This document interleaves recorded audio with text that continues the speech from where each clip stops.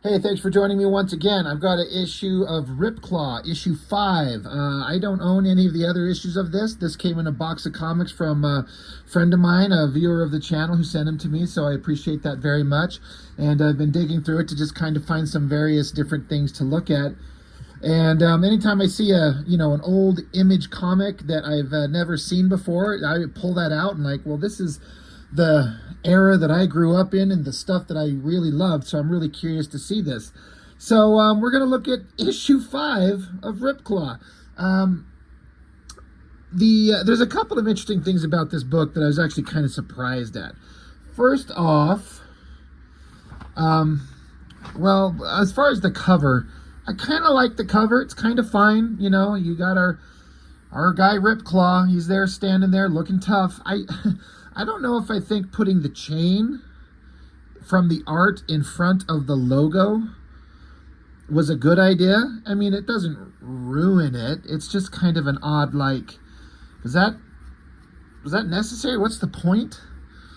I mean, just because you can. I don't know. What, it's just one of those things I was looking at. And I was kind of surprised. Well, I'm not surprised.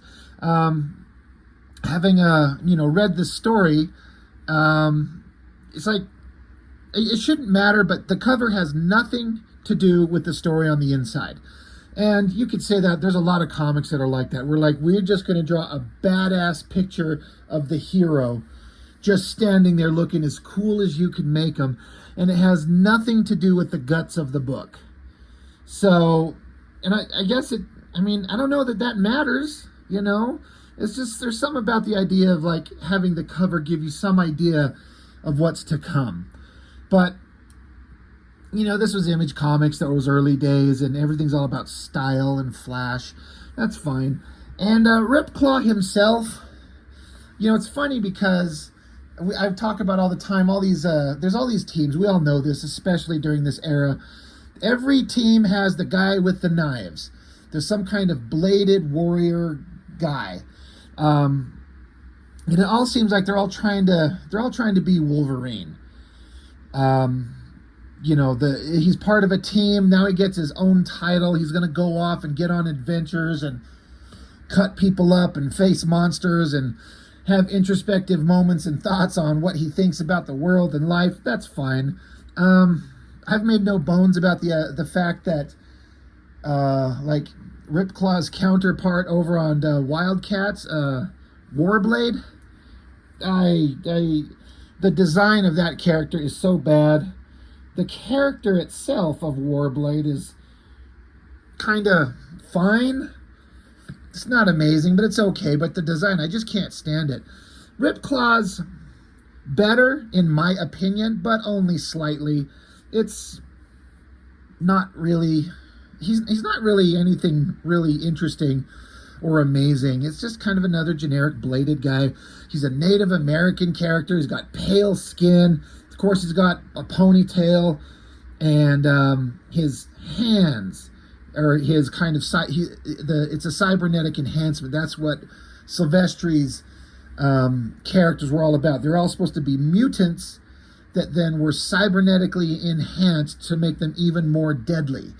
And I think from what I read that Cyberforce was originally going to be a pitch to Marvel as like an X-Men shoot-off, whether it was going to be called Cyberforce or not, but that was like the idea, and that's when Image Comics happened. And I think the interviews or what I've seen or read, Liefeld was hitting up Silvestri saying, no, keep this stuff. We're going to go off and do our own thing. Take your characters and do them on your own, which is a good idea. But yeah, Ripclaw, he's not really that interesting.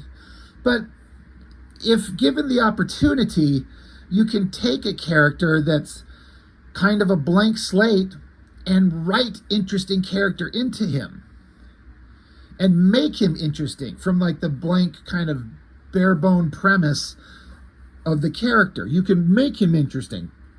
Do they ever do that with the character? I don't think so. Having read this story, the two things I want to talk about are the art and the story, which is what comics are all about. That's everything. There's the art and the story. The art, I'm actually extremely surprised at how good it is. The story, I'm actually surprised at how fucking god-awful fucking stupid it is. And I'm surprised more because it's Christina Z and David Wohl. I think that's how you say his name, Wohl. If I remember correctly, these are the guys who were writing Witchblade in connection with Michael Turner was involved in that. And I liked Witchblade a lot, and I still do to this day. But these guys, this is terrible. And the one thing that stood out big time to me reading this book is the dialogue, the script, and that is right here by this Christina Z. Now, I've talked about that girl, this Christina Z. I've actually put off continuing Witchblade just for no particular reason. I just haven't got back to it. I'm up to issue 5, but Christina Z was not listed as, if I remember correctly, as like any kind of help in issue 1, and then maybe in issue 2 she was listed down in the credits down low as like some kind of consultant or assistant. But then by issue 3, 4, 5, something like that, she was put right back up to the top as like part of the writing team and the creative force writing that book. And I felt like the Witchblade book as a comic in a series had a unique kind of voice and understanding for a bad girl era comic that stood out in a way that like really made it different than everything else, in my opinion. You know, Michael Turner's amazing artwork, but then the story that felt a lot more character driven than a lot of the other bad girl nonsense shit that was going on.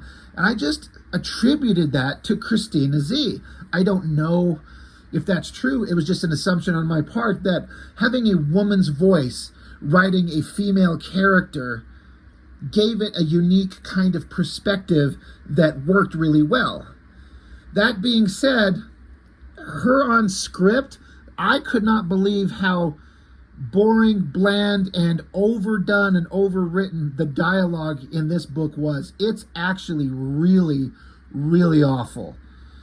In as much as it's just a bunch of text bubbles telling us shit we don't need to know. Whereas there's also stuff we need to know. There's story points that need to be addressed to explain what's going on. None of that's there. And then it's just got the character thinking these thoughts that feel so out of character, so unbelievably out of character. I'm like, this does not feel like Ripclaw at all. I've read him, you know, I haven't read this book, but up to April of '96, I was reading everything Mark Silvestri and Cyberforce related. So whatever this character was, I felt like I knew what he was. Even if it was very basic and very limited, felt like he was a particular way, and this does not feel like him at all. It's just terrible. So as we go through this, we'll talk about the story, but the art, gotta give it. Anthony Wynn, pencils. I don't know what he's done up to this point. I don't know if I have reviewed anything that he has done. I feel like I have. I just can't remember what it is. At this point in my YouTube channel, I've gone on for so long and reviewed so many things, I've kind of lost track of what I may or may not have done. But Anthony Wynn, he's one of these guys that started out kind of bland, kind of okay, but then in my opinion, he ended up coming along and kind of finding himself in a way that I personally felt like really worked really well. And he was pretty damn good, but I don't think he ever got any kind of opportunity to stand out. Like, he never got that project that just was perfect for him. David Finch got it on Cyberforce, and then Ascension, and then Aphrodite 9, and then he's just had a massive career. Michael Turner, we all know who and what he is, or was, unfortunately. But Anthony Wynn, I feel like he was really good, and he just maybe never got the chance to shine. And I don't know where he's at anymore. I'm just assuming he's got out of the comics game. I don't know what he's doing. But as we look through this, I feel like his artwork is pretty damn good. Like a lot of studios, Wildstorm, Extreme, and then Top Cow. You got the main guy who started it, Jim Lee, Silvestri, Liefeld, and they hire on all these pencilers that obviously look very similar to their art styles in a way. And while each studio had their varying degrees of successes, I kind of feel like in a way that Top Cow had the better artists. Great artists, great coloring. I mean, Mark Silvestri chose really well. And this Anthony Wynn was right there with him. So, pretty good splash page. The wheel on the motorcycle feels excessively huge, and I don't know. It's not my favorite. This is maybe the weakest drawing in the book, and it's not bad.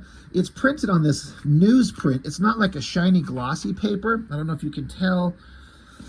But the colors look pretty good on it. Everything works. Like, they got great colorists. Joe Weems is an incredible inker. So artistically it's fine, but story-wise we just start out Ripclaws just having some dialogue in his head, like a thought balloon. And I gotta say, like, I don't know, the thought balloon thing just kind of feels weird at this point. And the voice of him in this doesn't sound like it should be him. But they're trying to explain what's going on. But when it reads as, this is Ripclaw thinking to himself, he says, man, when it rains, it pours. It seems so simple. Leave the team, take a breather, get it together. So, of course, the warrior guy of the team's got to get away from the battle and get out on his own and find himself while he motorcycles across America or something. But then, of course, he gets caught up in a whole bunch of shit. That's just a Wolverine plot if I've ever read one. But he talks about his ex-girlfriend's been kidnapped, and she's seemingly in the middle of a mental breakdown. Some geek blows up my class at NYU, so Ripclaw's taking college courses, I guess. He says, I'd swear someone's doing a lame job at mind manipulation on me. It doesn't take a fool to realize somebody's after my ass. And blah, blah, blah, blah, blah. Oh, and then after all these things he talks about, there's this giant monster in the background. It looks like I don't know what the fuck this thing's doing. Jumping up in the air. Looks like he's standing in something that exploded. I don't know if this was established in the previous issue. It's kind of weird, but okay. But so the monster chases after him, got his big clawed hand in the air, slices at a car, and screams at him. But again, Ripclaw's just having his own inner thoughts in these, like, thought bubbles. And, you know, comics kind of abandoned the thought bubble concept after a while and ended up making just text boxes to have their inner voice. And it's the same thing. You're reading their thoughts. It's just how it's visually shown, whether it's in a box or thought bubbles. But I gotta be honest, for me, the thought bubble concept, it seems weird to me.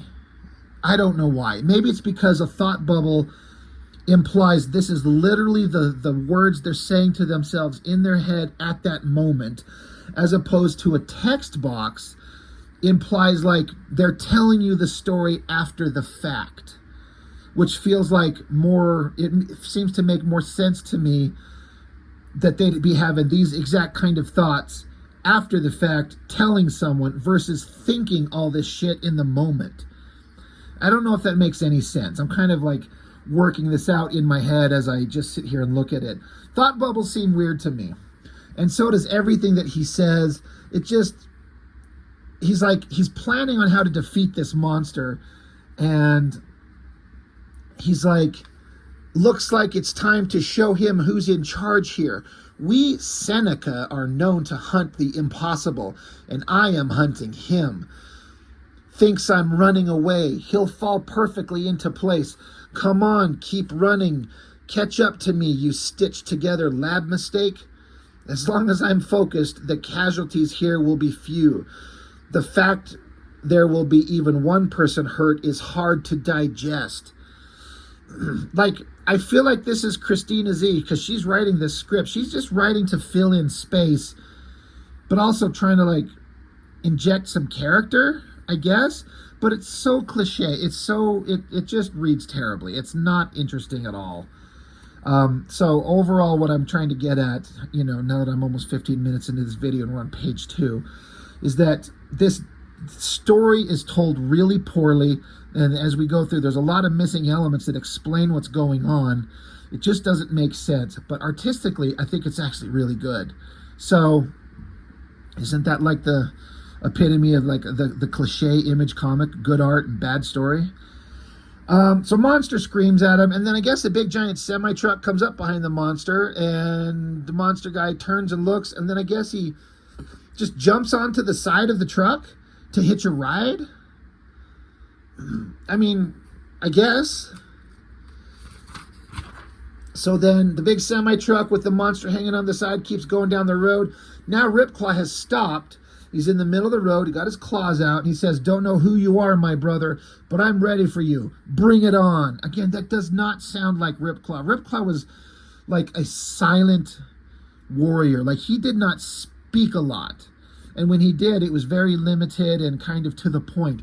But this guy's just like a weird chatterbox in his thoughts and nonsense that he speaks. It just sucks. It doesn't work. As a 3/4 splash page, this is not bad, but not great. It's kind of fine. But then meanwhile, up in a helicopter, there's a guy, I don't know who, doesn't tell you anywhere, but there's a guy with some kind of gun. He starts unloading at Ripclaw. It looks like it shoots and misses him on the side, just, barely missing him. Ripclaw thinks to himself, now what? Well, one problem at a time. And so then Ripclaw gets down low and he says, you need to lose some weight, as he slashes at the big monster. Which is the dumbest insult I could ever hear Ripclaw say to some big muscly monster. You need to lose some weight. Like, it sounds so stupid. Monster guy falls off of the truck, hits the ground. Now we cut to another scene. And we get into the bad guys of Cyberforce, Cyber Data.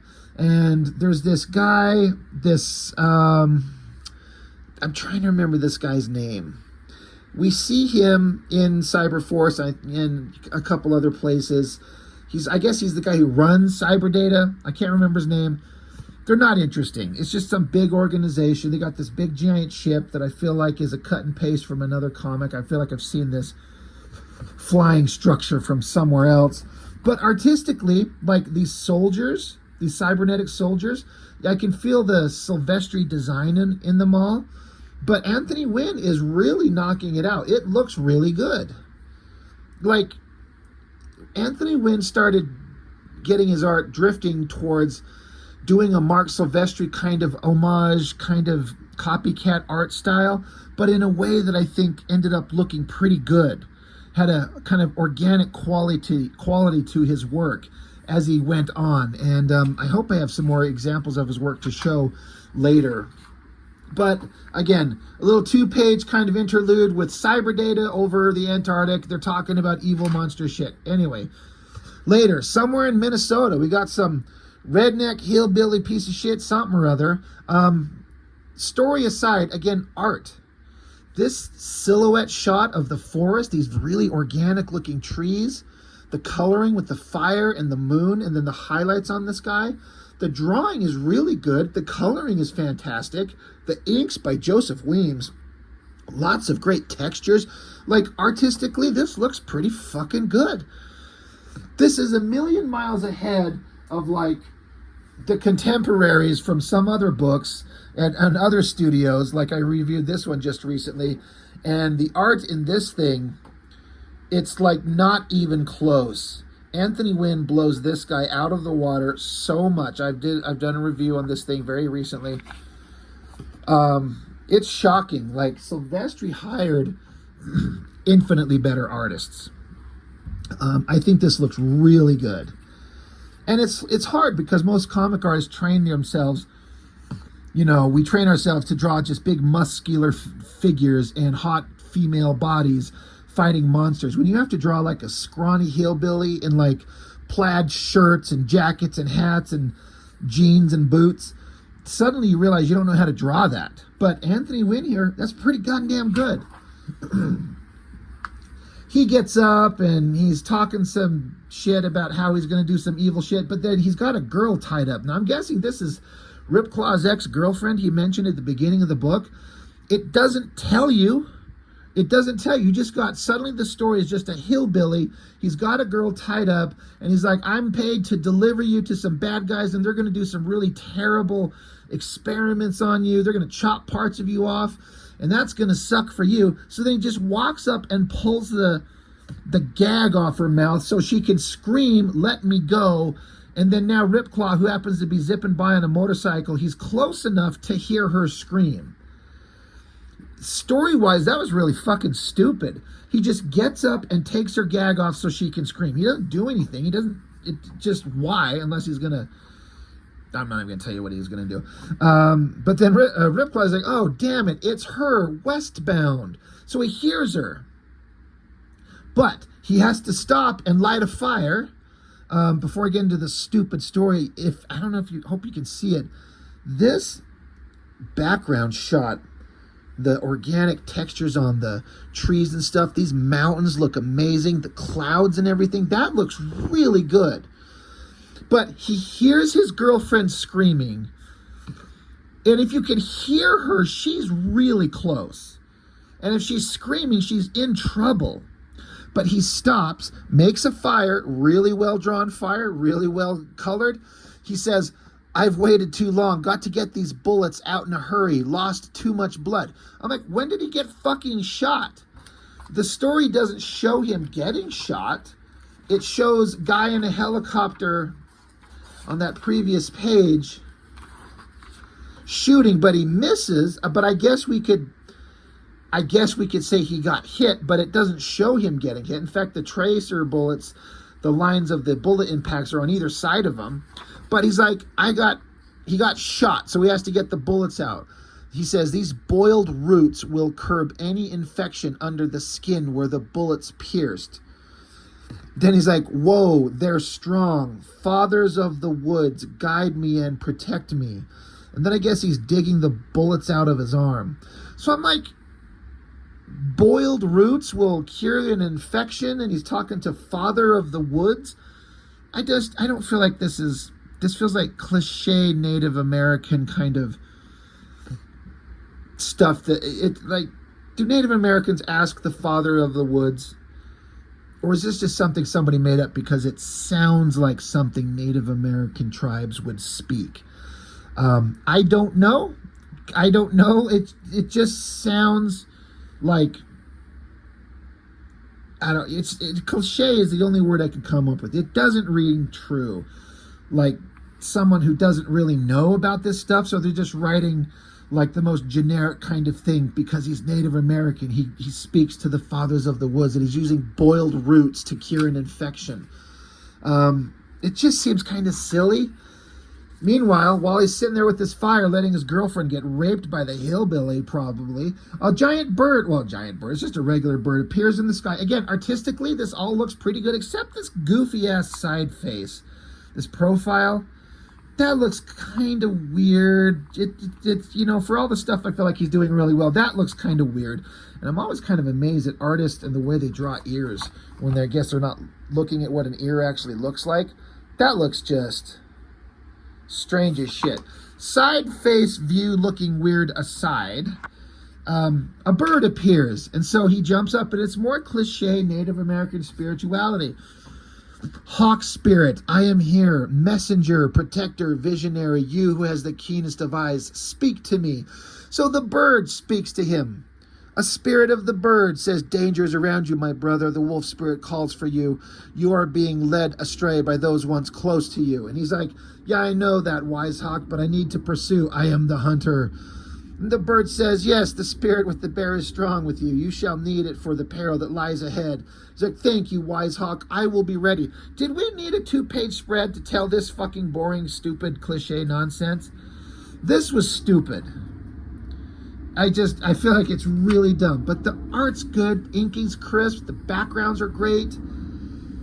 All very organic and neat looking. Anyway, what happened to the girl getting cornholed by the hillbilly? Like, you should go rescue her. You just heard her screaming, you fucking moron. Then we cut over to some other story element, which I have no idea what it is, but I will grant that this is issue 5, so this is something probably introduced in previous story elements, I guess. So I'm not concerned about the story, but artistically, again, I just go back to some of these earlier artists who didn't know what they were doing, but Anthony Wynn, he's got like full backgrounds, technological stuff, details on buttons, and an elevated shot of a science lab, guys shaking hands, interesting kind of caricature face. Like, this all looks pretty damn good. It's pretty good. And so this guy is doing some stuff in science experiments. He's going to cut into himself and do some crazy shit to himself. You know, story elements that are built up probably before and will continue in other issues. So just because I don't know anything about it doesn't mean there's a problem with it. It's well drawn. That's a good shot. That hand looks really good. So, okay, that's going on. Meanwhile, now it's the next fucking morning. Ripclaw's done, you know, digging bullets out of his arm and boiling roots and talking to birds. And now he's zipping down the highway. Hey, Ripclaw, you fucking idiot. Do you remember when you just heard your girlfriend screaming? You got a hillbilly sticking his fingers in a third corn chute. You better go get her. But you know she's gone. Who knows where she's at this point? He heard her screaming. That's a story point that bugged the shit out of me. He heard her screaming, and then he stopped and made a campfire. Now it's the next morning. So, and then there's a car smoking down, you know, down the road. He's like, crossing the United States on a motorcycle is supposed to be one of the best road trip experiences. Unfortunately, much of the beauty is lost when you're tracking down someone who's been kidnapped. Yeah, no shit, you heard her. But then he says, at least I can make someone else's trip a little easier. That Porsche's seen better days. So, tracking down his girlfriend who's getting probably murdered and chopped into bits, getting butt-fucked by a meth head in a ditch, he's going to stop, and there's a Porsche. He's going to help out this person. So the window rolls down, and he looks at her, and he literally says, looks like you've blown something. And then she says, ha ha, what a funny thing to say. Are they implying about sucking dick? I think that's what the thing was supposed to be implying here. I'm like, oh my God, what is going on? So I'm like, well, who's this girl? Why are we stopping to do a double page spread of a girl getting, you know, her car literally on fire, it looks like. She's stuck. So he pops open the hood and is like, well, what do we got here? Looks like someone left the cap off the valve cover. Oil shooting all over and burning up. I don't know that much about engines. I don't know if that's a legitimate kind of breakdown of something could happen in an engine. So she's standing over there and literally says, oh, silly me. Hey, why don't you forget that and come over here? My oil's burning up too. I'm like, what the fuck? What? And so he says, I'm flattered, but, and then she stops, get angry look on her face, and she says, what? You don't like me? You don't think I'm sexy? I'm like, what the fuck is going on? This must be some assassin sent to get him. Good drawings again. I think that face is pretty well done. The coloring's kind of odd, but it works. So now she comes fighting him. She tries to kick him. He ducks under it, and then she sweeps under his leg. He jumps over it. He grabs her by the throat and punches her in the fucking face. Pow! And then hops on his bike and drives away. I was like, what? Who is this? I actually went back and like, did I miss like who this is? Is this someone who's been introduced? Again, it could have been set up in a previous issue. But you have to treat every issue as if this is someone's first. As in my case, it doesn't make any sense in this story. This book needs to stand on its own on some level. But after beating the shit out of her, again, I like these drawings. This face shot, unfortunately, it's kind of hard to see because of the seam of the book and the lighting kind of creates some shadows. Well done. I like that he just punches her in the face and drives off and leaves. And that's the end of that story point. Now we get another interior double page spread. He's in South Dakota. He comes up to some kind of bar and he goes in there and he asks for a soda. Ripclaw goes into a bar and asks for a Mountain Dew, basically, when he should go in there and ask for a fucking whiskey shot and a beer. But he asks for a soda, and they're like, huh, walk right in here, you think you own this place? Ripclaw says, I'm not here to shoot the breeze, pal. And then, so yeah, you got a bunch of, obviously, white redneck hillbillies. They're like, we don't need your type in here. We don't want your kind around here. And we especially don't like you messing with America's finest servicemen. They're like, yeah, US and of A, the red, white, and blue. And Ripclaw says, USA, what are you guys, what's all this crap about? And then some guy with an arm sling and a fucking gun points the gun at his head and says, now that's no way to talk about your country, fella. And then to be concluded. I'm like, what the fuck just happened? Art's good. I like this face. Inking's great. Coloring's great. Gun's good. Backgrounds are fantastic. Art is great. But story-wise, we just have this woman whose car's broken down and wants to fuck him, and then he beats the shit out of her and leaves. Then he shows up at a bar and asks for a Mountain Dew, and a bunch of hillbillies want to shoot him. What the fuck is going on? It's over. This was the dumbest story I've ever read. I just shit all over the story in this thing. And you know what? This is just as bad. So I'm trying to be equal opportunity, kind of make fun of the stupidity that's going on. Anthony Wynn does a great job on artwork. He was really good. Inks are great. Colors are fantastic. This book looks fantastic. But this is one of the dumbest stories I've ever read. And I'm sorry, David Wool and Christina Z, Witchblade writers, you guys fucking ruined this thing. This was stupid. Like, I could not believe how unfocused and all over the place, and it doesn't make any sense. And there's a lot of like double page spread wastes of time. But that's Image Comics for you. They want to waste space on big beauty shots and not tell a good story. But there's a balance. There's a way to do both, 100%. This thing needs to be retooled and reworked to have it make sense. And again, just because something was set up in a previous book or pays off in the next one, you can't not explain it at least a little bit in the book that we're actually reading. You have to get what's going on here. So this thing actually like kind of pissed me off. I'm like, how is this that dumb? This is bad.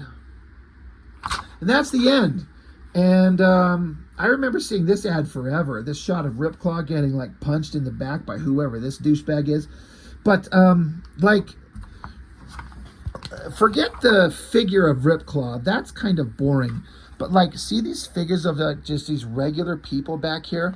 This is Anthony Wynn at his best. These more casual, everyday people. It looks like old school, like Wolverine era type figures from Silvestri, but in a good way, not like trying to copy him and being a bad copy. It looks good.